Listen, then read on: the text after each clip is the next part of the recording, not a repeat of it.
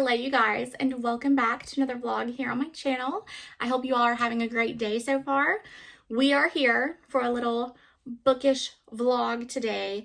I want to talk about books that I would recommend for you guys to read during the month of October.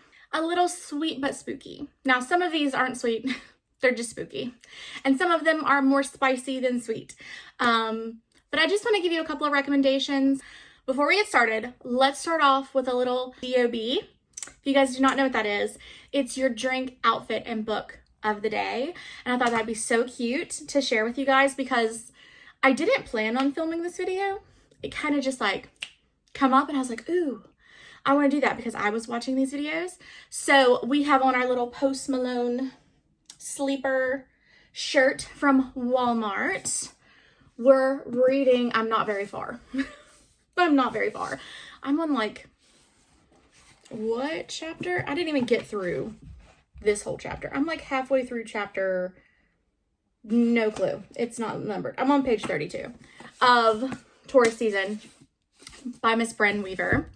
And we're drinking a little Coke Zero in our little pumpkin glass. So that was the vibe. And now we're sitting down to talk about some books that I want to recommend to you guys to read. So if you like witches, ghosts, vampires, fae, suspense, romance, serial killers, I got a little bit of everything. I think the first book that I want to talk about is one of my favorite books, hands down, ever. It's a romance. It's ghosty. And it is The Dead Romantics. So Florence is a ghostwriter and she's struggling with a very painful breakup and she's returning home to bury her father when she encounters a ghost. And that ghost just turns out to be her new editor. And things just unfold from there. This is such a good book about grief. I absolutely love this book. And, you know, she's still here, but he's a ghost. Ashley Poston really knows how to take just your average storyline and spin it in a way that you're like, huh? What? How is this going to work out? How is this going to come together? I love this book. The Dead Romantics is one of those books that I would read whenever I want to sit down and I want a cute, fluffy, but like Halloween ghosty inspired romance. Let's move on to like witchies. If you want the same vibe, something cute, this is definitely like YA. There's no like heavy romance. Like there's a love interest, but no heavy romance in this book. This is The Spell Shop. You know, magic has been like kind of outlawed and only given to like certain types of hierarchy.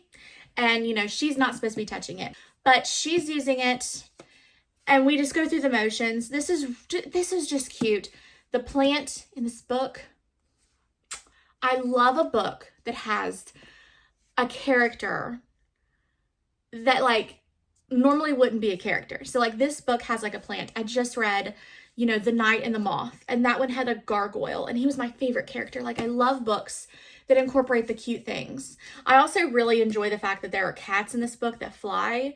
So they're kind of like these bird cats. It's the imagery while you're reading this, it's just fun. If you want something a little bit more darker, much heavier on the romance, the betrayal, everything, this is a completed duology, Heartless Hunter and Rebel Witch. So this is the Crimson Moth series. So witches are in power.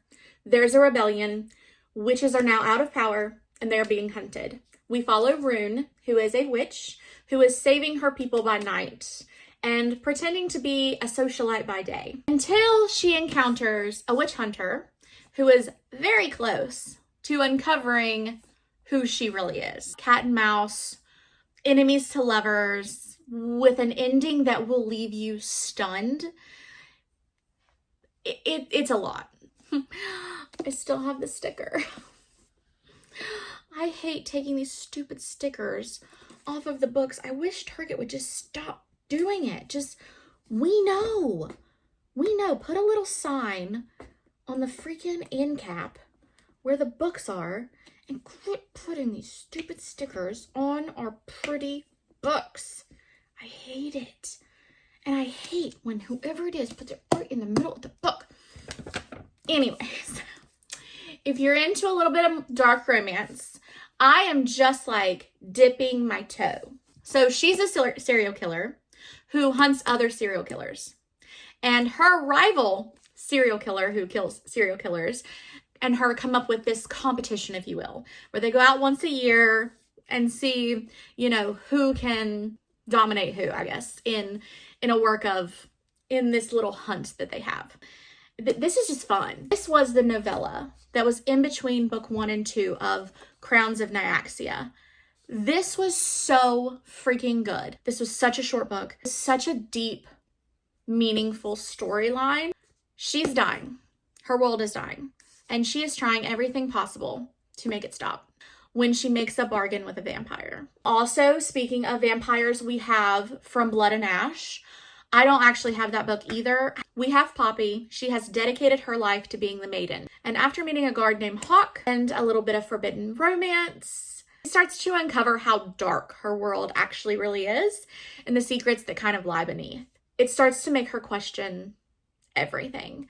And it is one oh my god after another. It is such a good series. I listened to it on graphic audio. I have a lot of people that have told me it's really hard to get through the actual books. I guess they're long and very detailed, and I understand that. A graphic audio can really change someone's perspective on a storyline. So if you're someone that might be a little nervous, listen to the graphic audio. It's got vampires, werewolves, crazy gods. It's a good one. This is the second book in the series. I think there's going to be a third. I got it because it has pretty little sprayed edges. But Filthy Rich Fae, if you've ever seen the originals, New Orleans and like Marcel and like this mob mentality, and you've got like vampires and werewolves and all that stuff, but just throw in fae. A nurse makes a bargain with a vampire to save her brother. And stuff just starts hitting the fan from there. So let's go ahead and move on to like some thrillers, if you will. I only have one actual book to show you. If you guys read Frida McFadden, or if you've heard of Frida McFadden, I'm sure Never Lie has come across your radar. This one was just good because I really couldn't figure it out. I don't know how to describe thriller books without like giving away almost everything. But just know that no one is who they seem in this book. Not one character. Geneva Rose, I've recently got into her stuff. She has You Shouldn't Have Come Here.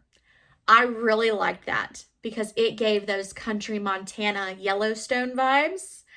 And the ending really shocked me because I did not see that coming. I did not see the twist at the very end. And then I have the book, Then She Was Gone. This book gutted me. This book is suspense and heartbreak. This one, I literally cried. It broke my heart.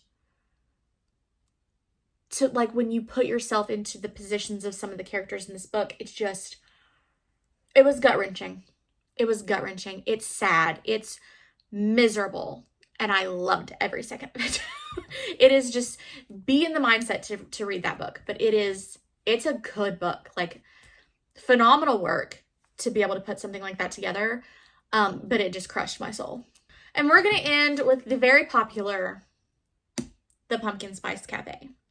They recently came out with the little hardcover sprayed edges. I hope she does it for every book in the series. I know she's doing The Christmas Tree Farm this year. So, of course, around Christmas, I got to grab that one.